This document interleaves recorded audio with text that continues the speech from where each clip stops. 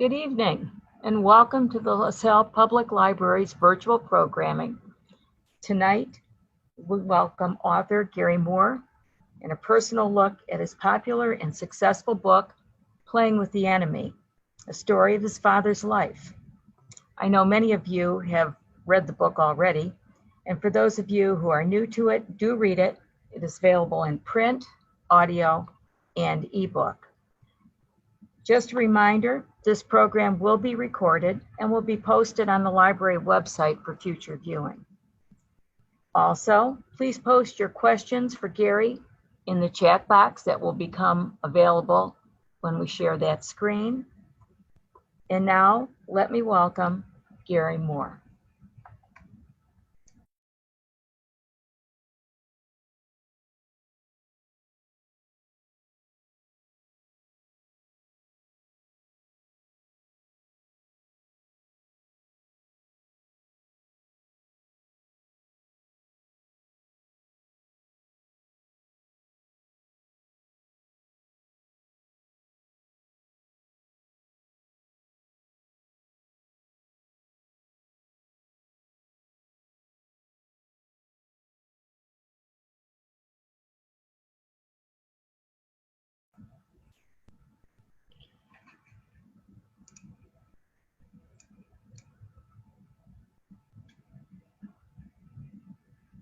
Thank you everyone for your patience. We are trying to get our video to connect here. Bear with us just a moment.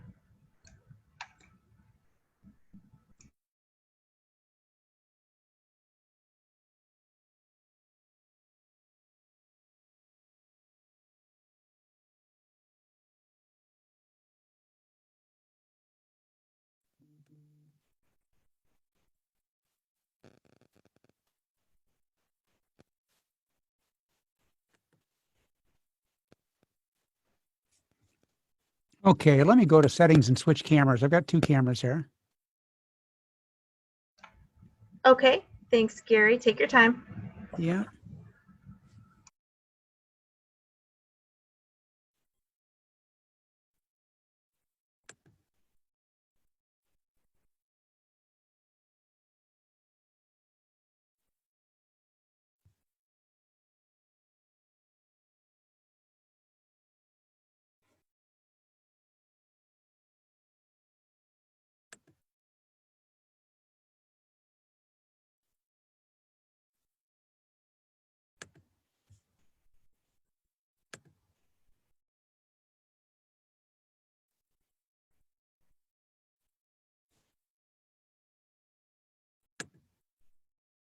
Yeah, I'm just not, it's not connecting for some reason. Okay, give me just a moment. I'll send another video request to you.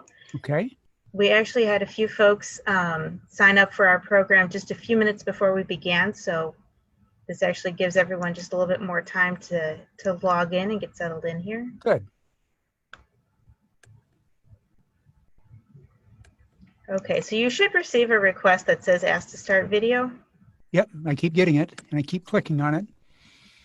Okay.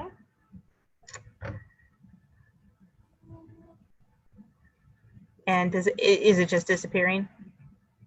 Yeah, I click on it and it doesn't start. Let me see. Okay.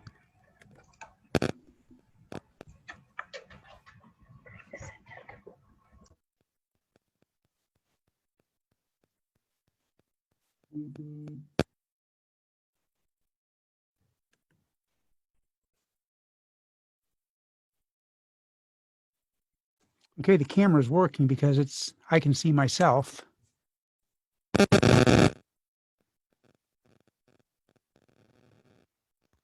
We see you. All right. Okay. Welcome. That may be to the detriment of everybody else, but it's good to be seen.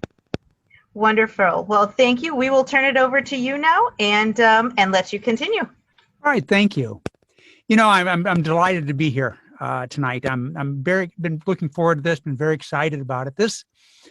This book is the first book that I had ever written. I have since two others have come out. I have three more under contract, and so I continue to write. But I've never had the experience with my other books that I've had with this. Playing with the Enemy really is the is the book that just doesn't go away. It's been out for 14 years. There are over 300 high schools that use it and teach it as part of an English class. There have been 22 communities that have used this book as a one community, one read. I've received letters from people like George W. Bush, who sent me a picture of Playing with the Enemy sitting on the Oval Office desk and told me how much he enjoyed it. Mayor Richard Daley of Chicago, right before he left office, sent me an email, and it's just kind of traveled all over the world, and it's been so exciting. In 2010, it was the 7th best-selling book for the year in China, of all places, a place where it has no association with the U-505, nor has any association. They don't really play baseball in China. So it's one of those things that has just been an incredible blessing for me, for my wife, our family, and it just keeps going. We had a movie deal, as a lot of you know, and this was supposed to be made into a movie by Gerald Mullen, the Academy Award-winning producer of Schindler's List. And through a series of issues, he was not able to make it. And we thought it was just going to never be made. And just today, this very day, we're in negotiations with Jeffrey Katz, Hollywood producer, who's really excited about making this. And so we hope it's getting ready to be made. So I know it's just been an amazing experience. And I'm so grateful to be invited here to talk to you tonight. So here goes. I always assume that many of the people who are listening to my talk have read the book, and I also assume that many have not. So I'll make sure that there are no spoilers tonight. I won't say anything that'll give away the ending. But in order to understand this story, it's very important that you understand the town where it begins, Sesser, Illinois, and a little bit about my father and his background, to understand why things progressed the way that they do, and kind of why he had the personality he had. He's from a little town called Sesser, Illinois. Now, I would venture a guess that most of the people listening that haven't read the book have never heard of Sesser, Illinois. It's a little town in Franklin County. It's just about 30 miles north of Carbondale, 60 miles north of the Kentucky line. And for those of you who are, permanent residents of Illinois, we assume that Illinois is the Illinois that we live in. If you live in the greater Chicago area, it's a booming, dynamic, very large mega city. If you live out into the farm country in northern and central Illinois, it is the richest farmland in the country, and a prosperous and kind of a great place to raise kids. But southern Illinois, the bottom 20% of Illinois, is nothing like where you live. It's nothing like where I live. It's nothing like the city of Chicago, nothing like LaSalle, Peru, or any of the areas in LaSalle County. When I was in college, I was in a class, and in one of my textbooks was a sociological map of the United States of America. And it showed Appalachian America, which is the Appalachian Mountains, certainly West Virginia, but it showed a band that ran across and followed the Ohio River and cut off the bottom 20% of Illinois. And the bottom 20% of Illinois was considered part of Appalachian America. Coal mining town, and when I say undereducated, I don't mean that with any disrespect, but the education level of the community back then was far less than what the state average would be. And today the coal mines are closed, and it's a very impoverished area.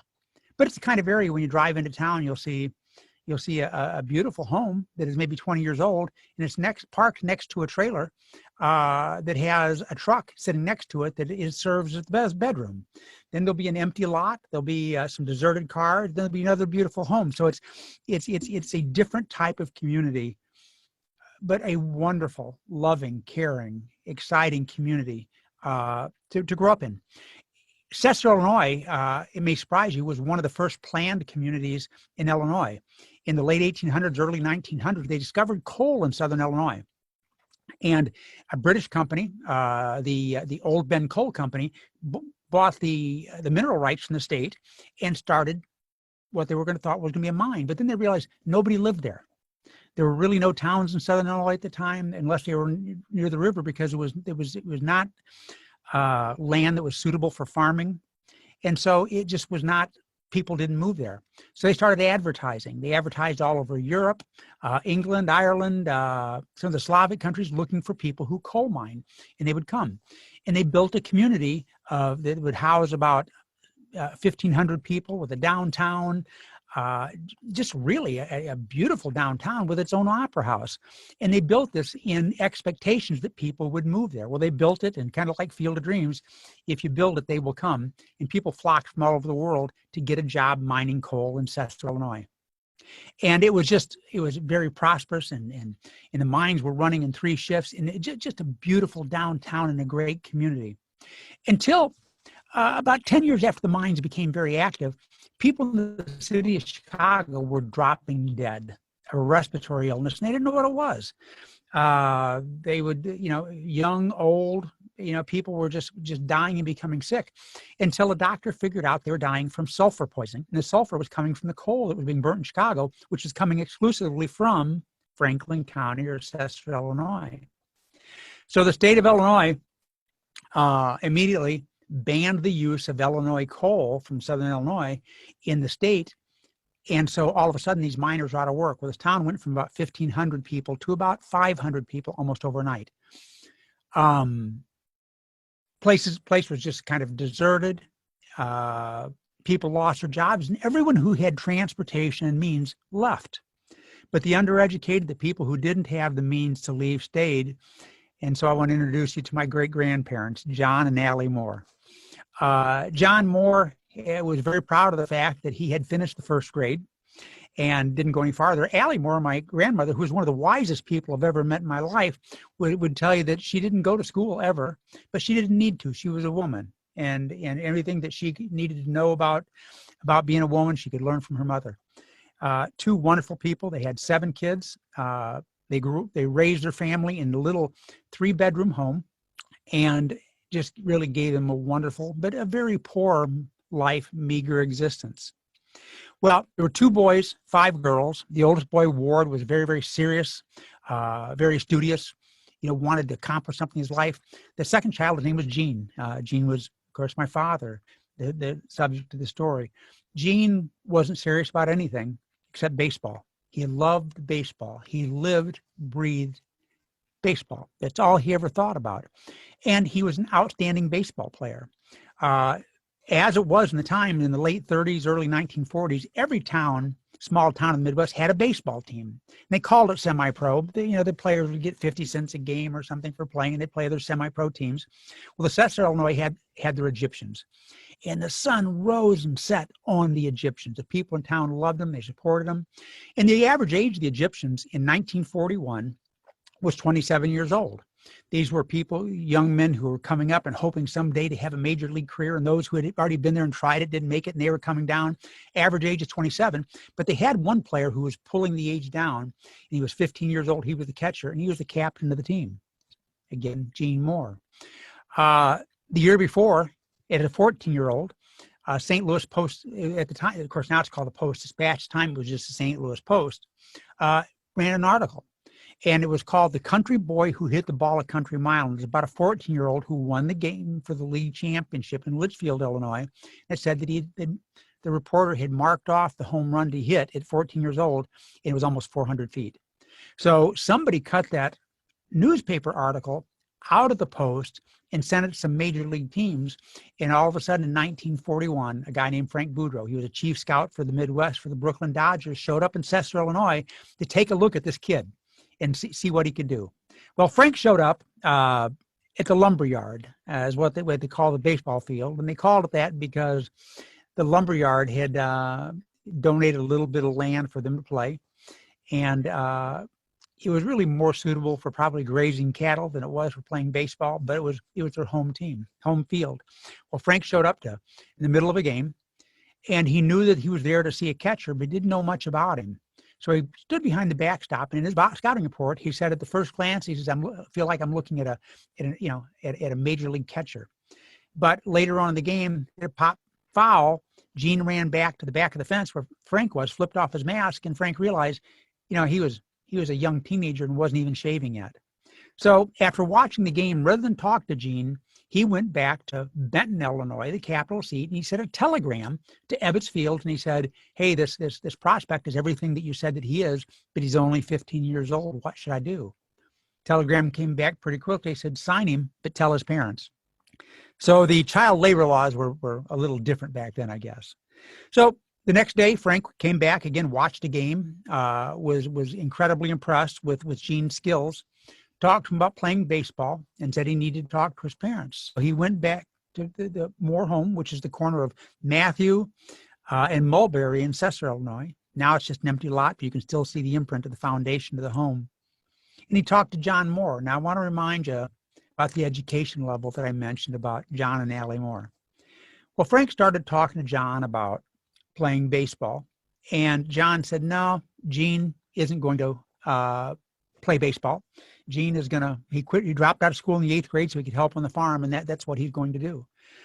And once they realized, and they told him Gene could make as much as $2 a day playing in the minor leagues, they realized he'd never make that on their little pig farm. So the next day he was sitting in the front seat of his Frank Boudreau's 1939 blue Buick Coupe heading to St. Louis, where there was a farm team that played outside of St. Louis called the St. Louis Granary. And it was a rookie league team where he became rookie of the year that summer and just started progressing and moving up. Came home and was awaiting reporting instructions. He got a letter dated December 4th from the Dodgers saying that, due to the great season he had, that he had come to Major League Camp. It reminded him that he wouldn't stay at Major League Camp, but he would report there. And they wanted to take a look at him. And so he thought he was headed for the Major Leagues on December 7th. He was watching Citizen Kane in the Opera House at Sesser when they stopped the film and said that the Japanese had bombed Pearl Harbor. Well, Gene was only 15 years old, was too young to join the service, but he received a letter from the Dodgers right after Christmas saying that they were starting a traveling exhibition team in the Navy to entertain the troops. And you had to be 17 years old with parents' signature, and Gene was only 15. But in the letter from the Dodgers, it says, we want you to take this letter to the reporting station, tell them that you are 17. They will not ask for identification. Your father will sign for you, and we'll send you to Great Lakes where you can meet the rest of the baseball team. And so they did. I mean, I think about my boys at 16 years old. I can't imagine lying to put them in the service and send them off to war, but that's what happened. He ended up at Great Lakes, met the baseball team, made some great friends, ended up going to North Africa to play and entertain the troops. Well, they played for over a year, but as the war started winding down, they were preparing for D-Day, they decided they were going to send the baseball team home, which they did. While home, there was nobody playing baseball, so they were going to send the baseball team back to Great Lakes, to learn the skills of actually being a sailor and actually, maybe going to sea. But something happened that changed the course of Gene's life and maybe a lot of other people's lives forever. They were woken up in the middle of the night and taken to a Quonset hut about 3 o'clock in the morning, where they were told to sign a stack of documents. Well, the baseball team kind of resisted a little bit, said they weren't going to sign the documents without knowing what it was. And they said, well, you don't have time to read it. But he said, you have to sign it or you could go to federal prison. So they signed the documents, swore them to secrecy. And what they were told afterwards is what you've just signed says you're going on a secret mission for the United States Navy, a baseball team, teenagers. And if you ever tell anybody where you're going, what you're doing, or try to contact anybody from there, you'll go to federal prison. And they were told that the United States Navy had just captured a German U-boat. They later learned it was the U-505, the boat that's at the Museum of Science and Industry. And the boat, they learned later on, was being held in Bermuda. But the sailors were actually in Norfolk, being put on a train and taken to Camp Ruston, Louisiana, where they'd be held separate. And they were held separately from the rest of the prisoner population because the United States Navy made the decision that they were going to break the Geneva Convention and hold these prisoners in secret. They wanted the Germans to believe the U-boat had been sunk because in the U-boat was an Enigma machine and code books, which allowed them to break the code. So now you've got this baseball team. They're guarding 47 hardened, much older German submariners, and they were way over their head. The Germans escaped a few times. They didn't really know what to do, but my dad came up with the idea that maybe they should teach them to play baseball to keep them busy. So they ended up teaching them to play baseball, and it's kind of a long story, which I can't tell you because I want you to read the book if you haven't. But they ended up playing a final game against the Germans, and these Germans and the Americans became very, very close and dear friends over the course of playing this game. And in the final game, my father was injured. Injury wasn't serious, but the Dodgers and the War Department got into an argument about who was going to treat him. And he laid in a cot for about a week and a half with a broken ankle, which actually set itself. When they finally sent him to New York, the VA hospital there to have his ankle set, they found it had already set, and they consulted with the Dodger surgeons, which they decided they would re-break it. And in re-breaking it, they actually shattered it. And it took 2 steel plates and 4 steel bolts to put them together. And kind of like Humpty Dumpty, it never went back together the way it should. Gene was released by the Navy, ended up going back to Sesser, Illinois, where later on he got a chance to revive his career with the Pittsburgh Pirates. Now, I can't tell you any more about the story because I don't want to ruin it. They just give you a taste of the story. For those of you who are female who are reading this, you might say, or hearing this, you might say, well, baseball doesn't interest me, maybe. Or for the men who aren't interested in baseball, either way. It's not a baseball book. This is a book about life and pursuing your dreams. You could take baseball out, plug in dance, plug in cheerleading, plug in acting, plug in engineering, whatever it is you have a passion for, and it fits with the story. Life, throws you curveballs. Life, sends you off in directions someplace you hoped you wouldn't go. Sometimes life doesn't, for whatever reason, allow you to fulfill your dreams. And that was much what happened with Gene. But he ended up having an incredible life, because of his time in baseball. Next, most often asked question is about the movie, and I've already answered that. But we're excited about what's happening there, and we're hoping that soon we'll be on the big screen. So, I guess I've never done this type of Zoom call before. Are there any questions about anything? Yes, we do have some Okay, questions. Donna asked, how long was it after you had learned your dad's story to decide to take on writing the book? Well, it was a long time. I learned my dad's story in 1983, and I started writing this book in about 1999. And it was really, I walked around telling people the story that my father had told me about his life in baseball and war. And so many people would say to me, you need to write that as a book. And I'd say, well, I'm going to. And it wasn't until a friend of mine who was named Mike Kick, his childhood friend, he said, basically said, I'm tired of hearing you say you're going to. Go home and start tonight. And I did. And the book was published in 2006 by Savas Beatty. And it's just been, and later on it was picked up by Penguin as a paperback, and it just continues to roam all over the world. I saw another question pop up, but then it disappeared. Let me. Someone in our audience, Gary, asked, why did they call the team the Egyptians? Well, that's a good question. If you've ever visited Southern Illinois, you're going to see hieroglyphics, pyramids, all kinds of things. It'll say Little Egypt Electric, Little Egypt this, Little Egypt that. The Salukis, Southern Illinois University's team name is an Egyptian dog. And the story comes from the fact that in the 1840s, there was a migration west and people started settling in Southern Illinois. And it's terrible soil, very rocky for farming, but they started farming it. And they had 7 perfect years of rain and the right amount of heat, and everything worked really, really well. So they had 7 years of bumper crops. Then they had 7 years of drought. And just kind of like the story from the Old Testament of Joseph, they started referring to themselves as Egyptians. That's a funny story. I hadn't heard that one. Someone has asked, could you talk a little bit about your brother Ward and Patton? Well, it's my Uncle Ward, and it's my dad's brother. Yeah, it's an interesting story, and there's so many things in the story that as I started researching it, I found it hard to believe. And it wasn't until I could find some really hard evidence that I decided I'd go ahead and print it. But one of it is my Uncle Ward, who was a war hero. He was wounded 3 times, twice in North Africa and once in Italy, or France, I guess it was. And they were in France, and Patton, he was in Patton's Third Army, and Patton actually stood on his tank to make a speech to the troops. And he asked, they were getting ready to make attack into a village, and he asked what tank commander would be willing to lead this attack. And he was standing in my Uncle Ward's tank, so my Uncle Ward said, yes, I'll do it. So, Patton thanked him and jumped off the tank. And of course, the other guys in the tank were furious at him for doing it.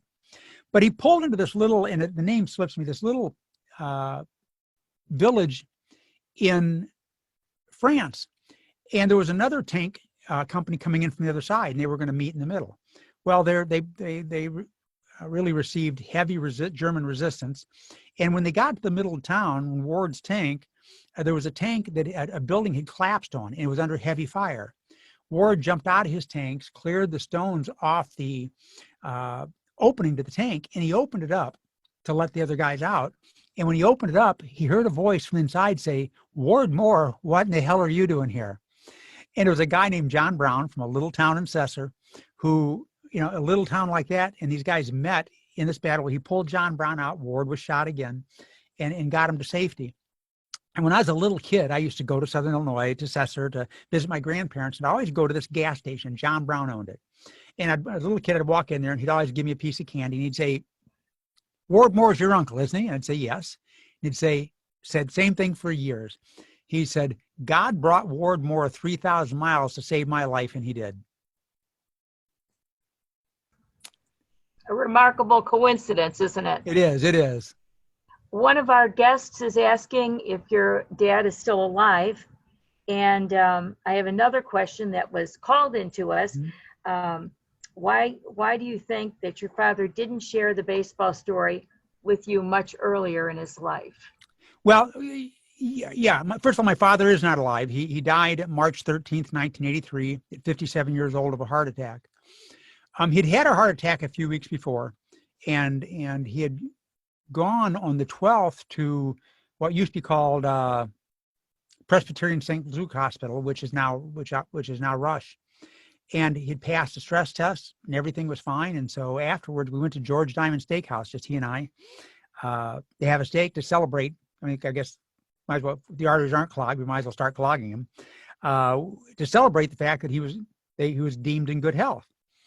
And while there, I started asking my father the questions about his life in baseball and war, and he wasn't very happy about it, didn't want to talk about it. But I kind of coerced him into talking about it and to tell me the story. And what I got out of it basically was, he was brokenhearted by baseball. As you'll read in the book, for those of you who read it, he injured himself and really ended his career in a game that meant nothing, but he wanted to play it anyway, and he never forgave himself for that. And so he lived his life with a lot of regret about a career that he should have had, could have had, but didn't have, and he just never talked about it. When I was a little kid, I asked him to play catch with me. I wanted to play baseball, and he did not want to play baseball with me. He'd always tell me, "Don't play baseball, it's a waste of time." He'd say, "Play music." He said, "You can play that for the rest of your life and you'll never get injured."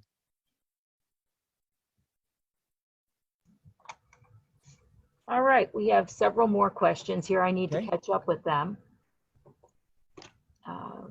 This one? Yep. All right. Can you tell us, did you have another book about to be published? Can you tell us about it? And I have three that, when I say about to be published, the publishing world is very slow, and COVID-19 really closed down New York for 3 or 4 months, and it really slowed things down. I've got, first of all, I'm a self-syndicated columnist. I write a column called Positive Speaking. I guess the closest one to you, the Ottawa newspaper carries it. And it's a positive, uplifting, encouraging, motivational type of column. And I'm putting together a book of my better columns. I have a book called Carbon Hill about a kind of a miraculous sports incident that took place in that little town of Carbon Hill.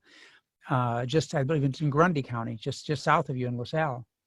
And I have a book called Fragrance of Lilacs, which I'm really excited about. I think it's my best work that is sitting on the publisher's desk right now, and we're working through the maze to get that going. So I'm constantly writing. My column comes out every single week in 60 newspapers, and I have 3 more books that are in the works. Well, you're obviously a busy man. I'm busy. Do you think that you would have pursued a writing career had this book not had such an impact that you were compelled to write it? It's a funny thing. I was in college. My degree is music education. So I've always had the creative gene. I used to write music for marching bands and drum and bugle corps, and I always had this knack to create. I just love to kind of sit down with a piece of paper and create something. when I was a freshman in college at Vandercook, which is a music education college, the English teacher who was also a professor at DePaul University kept me after class one time, and she closed the door and she looked at me. She says, "What are you doing here?" And I said, "What do you mean?" She says, "Why are you pursuing a career teaching music?" And I said, "Well, I love music. I want to teach." She said, "You're a writer." She said, "You could be a novelist." She said, "You need to pursue a career in writing." She said, I can have you sitting in class tomorrow at DePaul." And it just didn't strike me at the time. It was kind of like, well, yeah, I was a musician. I was having fun. That next summer, I was touring with Barbara Mandrell and Ray Price, the music country stars. I was the drummer. I was kind of playing professionally. And it wasn't until I always loved to write, but it wasn't until much later in life that I had my first book was published in the 50s. And the answer to the question is, yeah, I wish I would have listened to her and switched over to DePaul. That's funny. We're all students of some special teacher, aren't we? Yes, we are. Yes, we are. And I'll tell you, when Playing with the Enemy came out, I went looking for her, and I found out that she had ended up at Indiana University, and actually they've got a building in the fine arts that are named after her, but she had passed, and so I did not get the chance to tell her that I finally took her advice. That's a great story in and of itself. We have another question from one of our guests tonight. This person says, "I am the granddaughter of a B-17 pilot and a lover of baseball. My mom picked up your book thinking I might be interested, and I've been picking up copies and passing them along ever since. Your son narrated the audiobook. Will he be appearing in the film as well?" Well, that's another strange twist and story. My son's an actor, Toby Moore. You've seen him in A Separate Piece, Murder in Greenwich, Mad Dance. He just filmed a movie this year called Of the Sun that'll be out later next year. He was scheduled all along to play my father, which would have been a great twist. But 14 years has passed, and now he's too old to do that. And so, yeah, they're negotiating with him to play a role in there, which is Buck Nelson, which is the Navy baseball coach. Okay. Did Ward, your uncle, contribute to the story about your dad's early experiences in baseball? And did he know? He did. Ward was dying of lung cancer when I started writing the book. I had a chance to talk to him, and he's the one who told me the John Brown story and told me about getting to see my father play baseball in North Africa, which was quite you could see that it was, even 60 years later, it was still quite a thrill for him. Other relatives contributed pretty heavily. I'd say that 60%, well, the original manuscript of this was 95% just taken from oral histories of relatives and people who live in Sesser. Then I started checking with the Pentagon and the Pirates and the Dodgers and was able to fill in some blanks. So the story is written as a novel. It is based on true events, but I've recreated conversations which I wasn't privy to. So in a lot of ways, some people would refer to it as historical fiction, even though it's a true story. Did your family know about the relationship with the Pirates, or was that just kind of lost as part of your dad's history? They knew about the Dodgers, but did they know about the Pirates? Where I learned about the Pirates was interesting. I was talking to my cousin, who was actually just 10 years younger than my dad, and he was living in Sesser. And he told me, he said, he says, your dad went away and played one summer, he said, in Greenville, Mississippi. And he says, when he came home, he threw me his baseball jersey, and he says, I wore it till it fell off. And I said, what did it say? And he said, in front, he said, it said the Greenville Bucks. And so I called Pirates, and I said, did you have a minor league team in Greenville? He said, we had minor league teams in two Greenvilles, Greenville, Alabama, Greenville, Mississippi. The Greenville, Alabama team was a Class A, and Greenville, Mississippi was a was what they call it was a team that was only there for 3 years to help war veterans who were great baseball players kind of restart their baseball career. And so that's where my father was, and that's where I learned about the connection with the Pirates. You know, I again last night listened to the afterword on the audio of your book, and without giving too much Yes. away for those who haven't enjoyed it yet, could you talk a little bit about the relationship between Heinrich and your dad, and maybe just in general between the Americans and the POWs? It's interesting. You know, we during World War II, the soldiers who fought in Europe had a completely different experience than the soldiers who fought in the Pacific. You know, our basically mostly European society in the United States, we had much more in common with the Germans.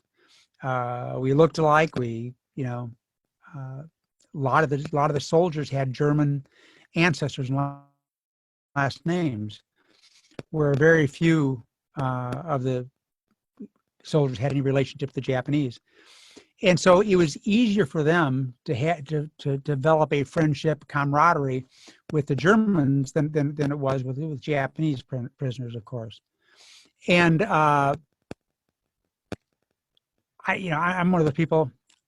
If you can't have fun playing baseball, I don't think you can have fun doing anything. I mean, baseball is just an incredible game. And I think when you play baseball with people, it develops a bond. And they were playing baseball with these Germans every single day. And, you know, my father told me, he said it started out where they hated each other. You know, they were enemies. He said, in fact, he said, I knew my brother had been shot 3 times already by them. He said, but then after you get to know him, you start playing with him, they moved from enemies to some of my closest friends. And he and Heinrich had somewhat of a bond until he died. That's a wonderful story. We have another question here. Does the bar, Bruno's in Sesser, still have your dad's uniform? You know, Bruno's switched from a bar. First of all, there was a fire at Bruno's years ago, and a lot of the things that would have been there are gone, uniform. Then Bruno passed away, passed on to his family. His family turned it into a restaurant. Later on, his grandkid turned it into a restaurant and ended up closing it. And so the building where Bruno's bar was is still there, but Bruno's is not there anymore. How about the Alamo picture? Well, I assume that was gone in the fire. We love those details from your story. I have a very interesting question here. Someone's asked me to ask you, are there any personal adventures in your own life that you haven't shared with your own children, and why? Wow. Okay.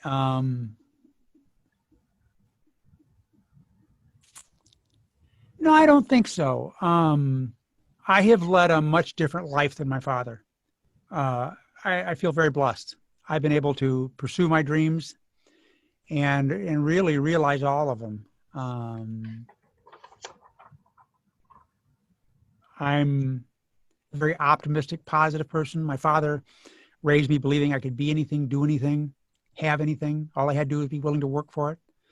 I had the benefit of a great education and great life experiences. I married the woman of my dreams. We've been married for 45 years, Arlene. Got 3 great kids. And so there's not a lot of similarities between the life I've led and my father. My father led a life of deep regret and sorrow over what could have been. I'll tell you, I was diagnosed about 8 months ago with stage 4 stomach cancer.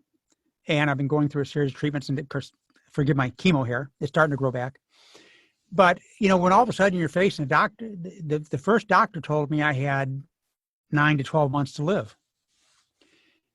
And, so I fired him. I didn't like his answers. I'm at the University of Iowa now being treated by a world-renowned cancer a doctor, and we're fighting it. And we think we're going to, this is not something I can beat, but I can go the distance. And so I think I'm going to live another 5 years, and in those 5 years, we'll find another way to live another 5 years. But the reason I bring that up is when I was first diagnosed and they told me that I was going to die, that's all I knew. That you're going to die. You're going to die within 9 to 12 months. I remember laying in bed and thinking, well, I hear that everybody develops a bucket list, when they're faced with this situation. They've got the things that they want to do, the things that they haven't done, things that they don't want to die regretting that they didn't do. And I couldn't come up with a single thing. I've been a CEO of a public company. I've written books that are, Playing with the Enemy's Case, it just seems to be beloved, and it's touching. And great family, great wife, wonderful, incredible friends. Some of them who are on this call tonight, I know. And so, where I know my father died with deep regrets, he was never able to get over. I feel blessed and fortunate. Well, I'm glad you found a doctor that's got you going the right direction. I have another question for you. Again, this Absolutely. is from, I believe, the Afterword. You, after your book was published, you went on a hunt for additional pieces of information, and sometimes some would just come in over the transom, and you came upon some special photos. Can you share a little bit of information about that? I'm sure it was a thrill when you would find another little scrap. Well, which one are you referring to? Well, right off, the gentleman was at the corner cafe. Was it Heavy? Oh, yes. Heavy Turner.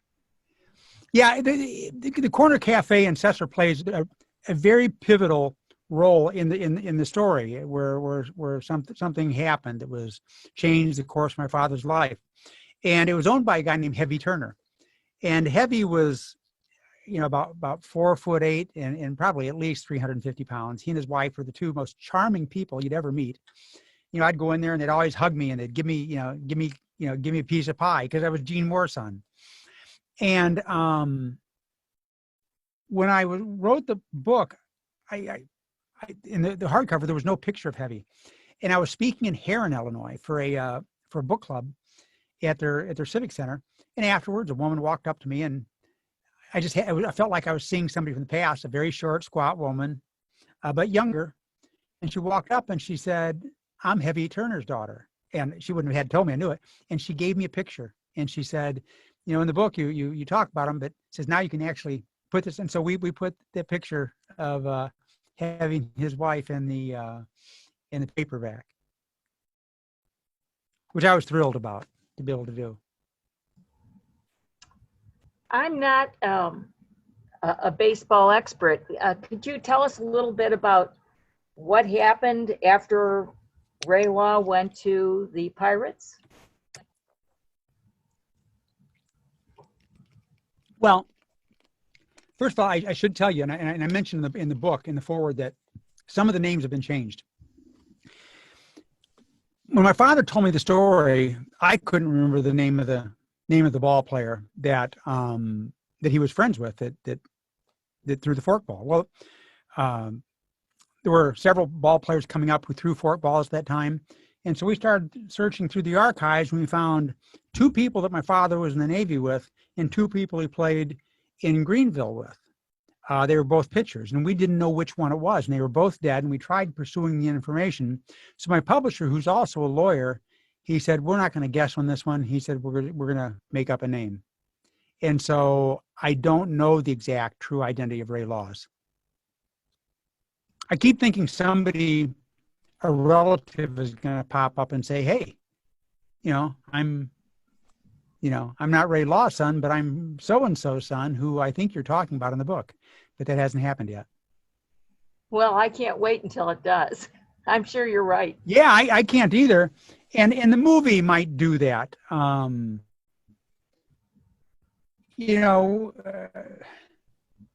We're a great country of readers, but we're dramatically more a country of watchers. And a successful movie will be viewed by millions of more people than a book will. And so if the book hasn't caught one of his family members' attentions, maybe the movie will. But I have heard from a lot of great people. Heard from Tommy Lasorda, heard from, he used to be for years in the Dodgers organization, heard from Bill Mazeroski, second baseman for the Pirates, who was just an incredible ball player. He hit the shot heard around the world in the 1960 World Series. Heard from Vern Law, who was the who's the Hall of Fame pitcher. They used to call him the Deacon, and he was the Cy Young Award winner in 1960. And they all, told me stories about my dad and had remembrances of my father. The writing of this book and the contacts that you've made because of it is a remarkable story in and of itself. We have another question for you. Yes. Is there any other new information you have discovered since writing the book that you wish you could have included?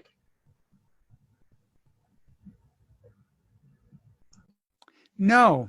All the new information that I was able to collect is in the paperback.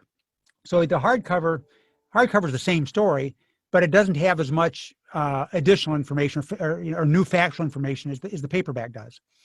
From 2006 to 2008, information was just pouring in from everywhere. People who knew my dad, and I'd get a phone call from somebody who'd say, "Well, you got this wrong," and so I'd turn around and fix it. But after the first 2 years, that information really stopped flowing in, and so there's nothing really new that I know of yet. Again, the movie may change that.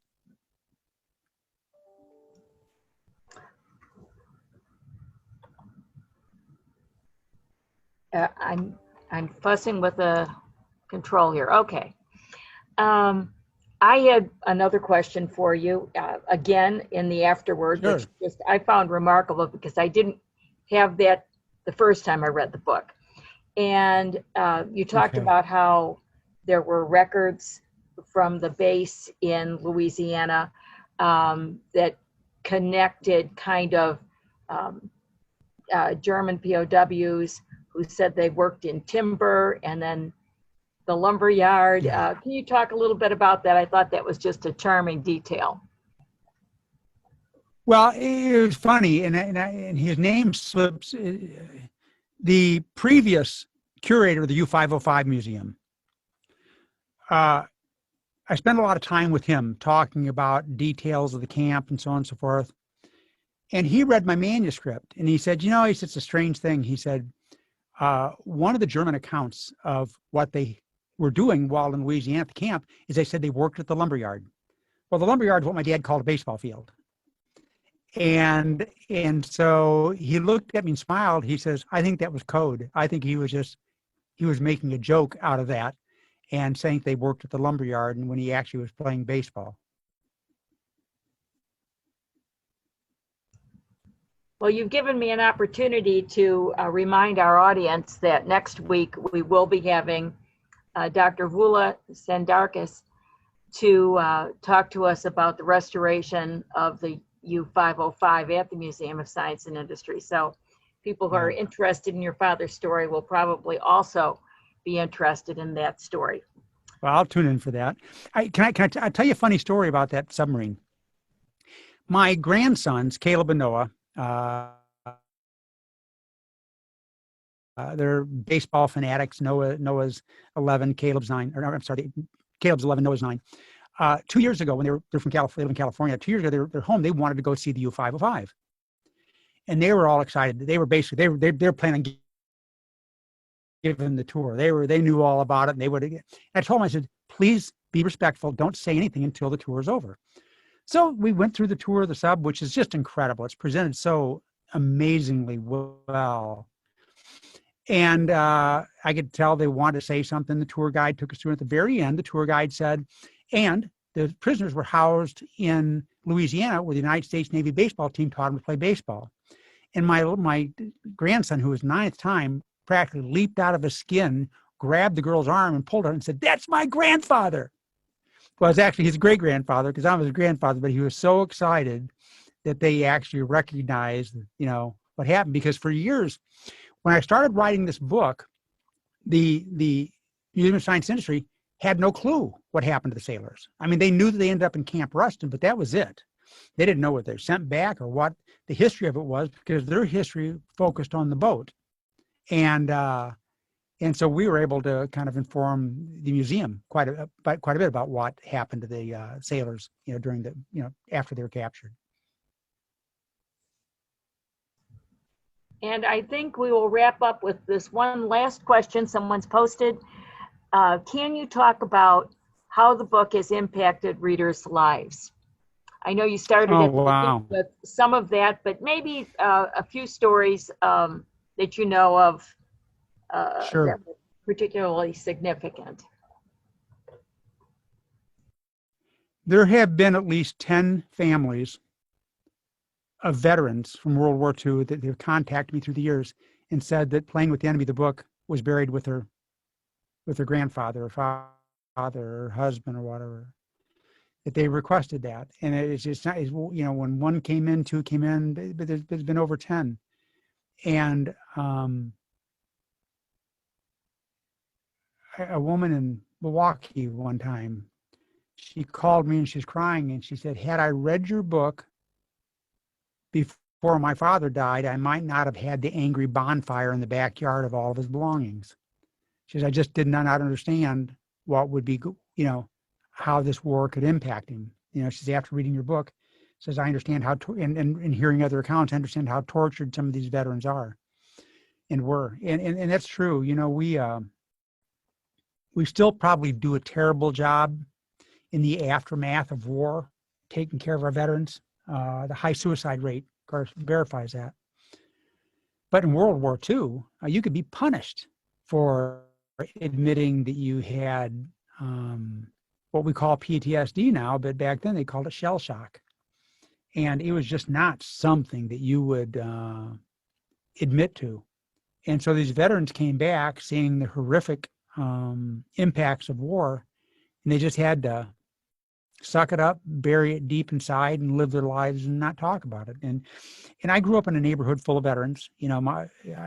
I'm a baby boomer. I was born in 1954, and we grew up in a VA neighborhood in Kankakee, Illinois called Hillcrest. And you couldn't buy a home there if you weren't a veteran because it was on the VA bill. And so every single home had a veteran. And what I've learned now, every single home had a hero in it. They would never talk to the kids about it. We all tell the same stories that our parents wouldn't talk about it. But you get together on a Sunday barbecue, all the men would gather on the barbecue grill, and you could hear them talking about their experiences. But if you walked up to them, they'd stop. It was just something that they just didn't talk about. And I think that emotionally hurt them and forced them to carry a burden to their grave that, was hard to endure. Oh, Gary, yours is a remarkable story, and your book and your father's story is also remarkable. Certainly Thank you. memorable. Thank you so much for sharing so much of the personal accounts. Thank you. Related to your dad and his story. And we want to wish you the very best. Thank you for being our guest tonight. And thank you. We will say good night. My pleasure. Absolutely. Good night.